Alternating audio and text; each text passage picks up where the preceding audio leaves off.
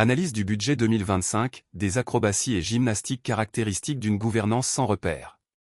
Le 26 novembre 2024, le Conseil des ministres a adopté le budget de l'État exercice 2025. Malheureusement avec beaucoup de retard, conformément à la loi organique portant loi des finances, LOLF, votée depuis 2014. En effet, selon l'article 63 de cette loi, le projet de loi de finances de l'année N+1 doit être déposé sur le bureau du Parlement au plus tard une semaine avant l'ouverture de la session budgétaire de l'année N. Or, la session budgétaire a été ouverte depuis le 1er octobre 2024 à Cara. Plus grave, selon la même loi, le budget de l'État doit être accompagné d'autres documents tels que le rapport de la Cour des comptes sur la conformité des comptes de l'exécution du budget et de la loi de règlement de l'année N1.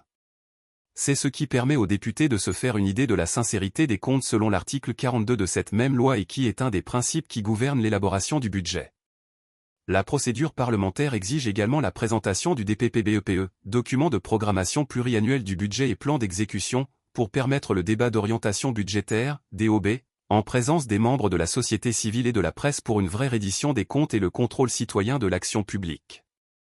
Selon le communiqué du parti ADI rendu public le 22 novembre 2024, il ressort que rien de tout ça n'a été fait.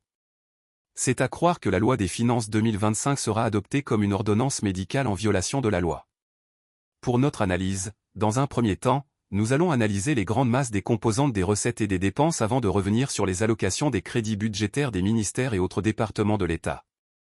Les deux composantes essentielles du budget sont les recettes et les dépenses.